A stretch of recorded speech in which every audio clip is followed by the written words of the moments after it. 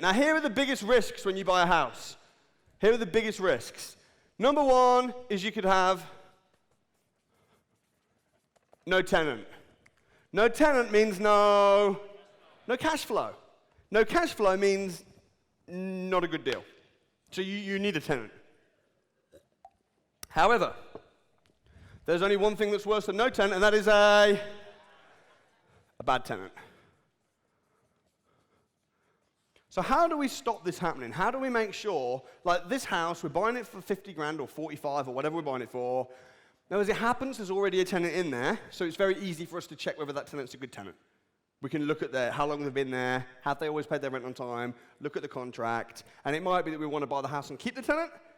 It might be that we want to buy the house and we were going to ask our solicitor to buy it with vacant possession and get a new tenant, but it's not so difficult. But how do we make sure, like what happens if that tenant's only been in there 3 months?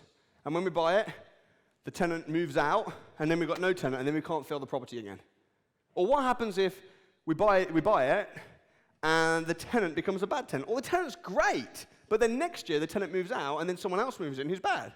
How do we prepare for that? How do we risk assess that? And how do we prevent that from happening?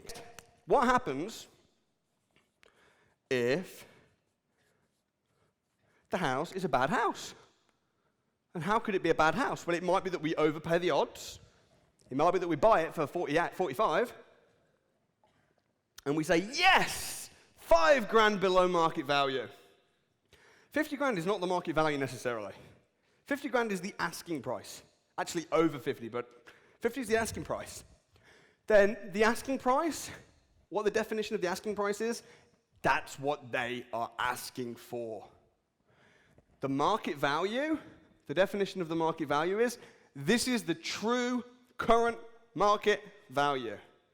When you're buying a house, you always need to know what the actual value is. The house might be worth 55, might be worth 60, might be worth 40.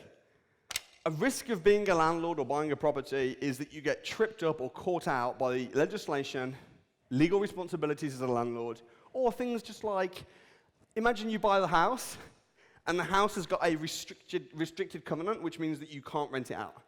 And now you don't know that. And you buy it, and then you find out, and then you're stuffed. Or there's a flying freehold issue, or a ransom strip in the garden, or there is a mine shaft under, or it's got high risk of flooding. All this stuff is legal.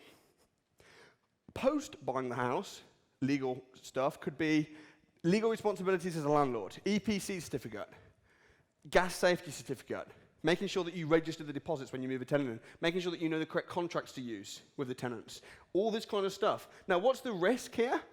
The risk is that you just mess up, make a mistake, buy a house that's got a legal problem, or buy a house and you don't know your legal responsibilities and you don't register the tenant's deposit, and then the tenant ends up suing you 3 times the amount of the deposit. That's the kind of stuff that can happen if you don't know the legal and legislation. So what happens if interest rates go up? Now, of course, you can protect against that by fixing interest rates. And here's the thing.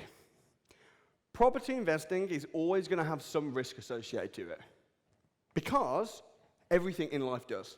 Anyway, bad tenants. Get a reference from a previous landlord. Now, don't get a reference from the current landlord, which is what most agents do.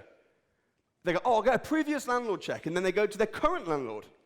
And then their current landlord, let's say they're a terrible tenant, their current landlord's going to be like, oh, they're amazing. Yeah, man, have them, they're great. Is that true? You've seen this. I'm saving you guys a lot of money here with this stuff, so I'm glad you're appreciating it. So what you want to do is you want to get a reference from the previous to the previous landlord, i.e. the actual previous landlord. Why? Because that landlord doesn't have an agenda. It's very nice when you're doing business with people that don't have an agenda. Or if they do have an agenda, at least tell you their agenda. But many people, have an agenda, and then they'll... So you want to go to the landlord prior, and believe me, they'll tell you the truth. Next, get a credit check on the tenant. Now, credit checks sometimes are so hardcore that even if they had a £10 mobile phone late payment 1 month because they were moving banks, 3 years later, it will still be flagging up, saying their credit, they'll not pass the credit score. So what I do is I get a credit check, but then I'll be gracious depending on how bad their credit is. If they've got county court judgments and they've not paid their rent in the past to landlords, then I'm not interested. But if they've got a good reference, they're in a job, they can afford it, you're going to do an affordability check, then that's the kind of things you're looking for.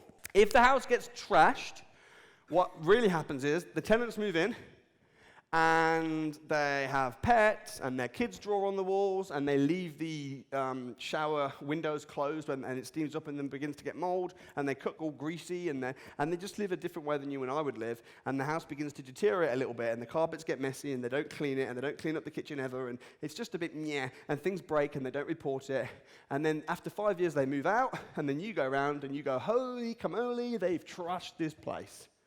They've not trashed it. You might have to spend $5,000, or 10 grand, depending on how bad it is. So here's what you do to get around that. Get an inventory, and then after 3 months of the tenant living there, get the management company to go and do an inspection on the property. If the tenant doesn't want there to be inspections, and they're all uncomfortable about it, it's red flags. You know, it's like, well, why?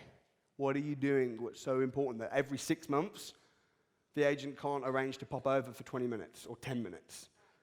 So you want it, but here's the thing. Do you do all this? No. Who does this? Your management company. There's bad and then there's really bad. So bad would be things like a leaky roof, electrics need repairing, boiler needs repairing. That's bad. Between bad and really bad would be there's damp and they've just tiled over the damp. But then when you buy the house, 3 months later, it starts cracking, and then suddenly you've got to spend thousands of pounds getting this damp fixed. Or really bad would be that there's like something structurally wrong with the house, there's serious cracks, but then that should be picked up on the mortgage valuation. How do you stop this happening? Well, I'm going to show you how to value a house. Very simple. Just get a survey. Now, there's different types of surveys you can get. I would recommend getting something called an independent building survey. That will only cost you about £300-400, and it just gives you that assurance that when you're buying a house, that the house is legit. Because what they'll do is, by the way, is it important to see the house and view it before you buy it, yes or no? No. It's actually not.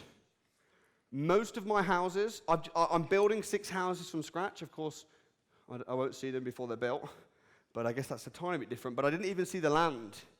I didn't look at the land. I didn't look at the castle. I didn't see the castle until after we'd bought it at auction. I didn't even see it. Most of the houses that I buy, I don't see them first. But you know what? Why doesn't it matter? It doesn't matter because the surveyor sees it. And who's more competent and qualified to check if the house has got any problems, me or the surveyor? The surveyor. As great as I think I am, the surveyor's going to go around with all his fancy equipment. He's got all this special stuff to be able to tell what's behind the walls. He's very experienced. He does it full-time for a living. He's going to look at stuff that I wouldn't want to look at, like go up to the roof. And, you know, he's going to do a really good inspection. He'll be there for hours. And I'd rather pay him £350. Not only will it save me doing it, but he'll do a better job than I would. And if there's anything that is like risky, like he's like, oh, I'm not sure about this, he'll then flag it up and tell me, and I'll get a special specialist to go in and do another survey just in that area. So get an independent building survey, because the last thing you want to do is buy a house, it's got a little leak in the roof, you weren't aware of it, and then 3 months later it's causing problems and it's going to cost thousands of pounds to fix it. It's just not what you want. All right, legals and rules. Very simple. Depending on the rule change, like sometimes the rule change will only affect you down the line. Like later, Alistair's going to be talking about HMOs and Article 4 and things like that. And if the rules change, it only affects new people, not old people.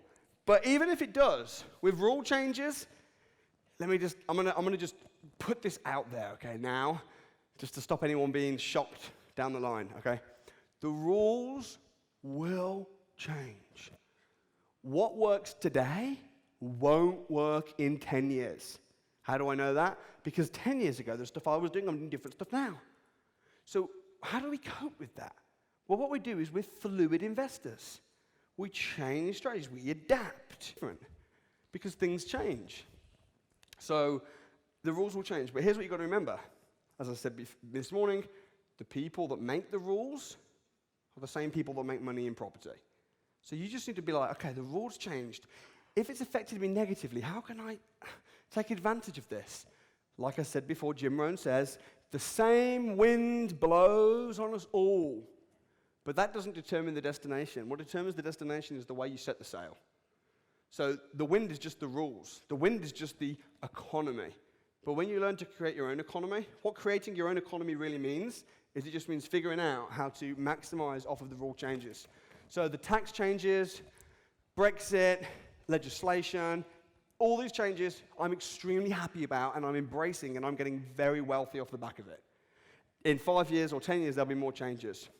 I guess the biggest risk, bigger than all of these, is not like no tenant or a bad house. The absolute biggest risk is actually no house. And how's that going to happen? That's going to happen by just not taking any action.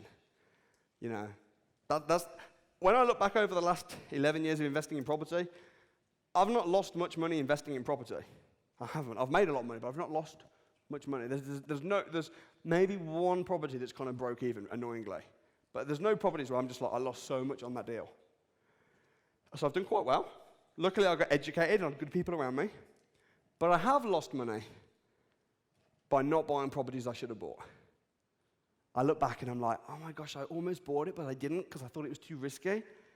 But now that property's tripled in value. I've lost like 300 grand because I didn't buy it. So the biggest risk is no house.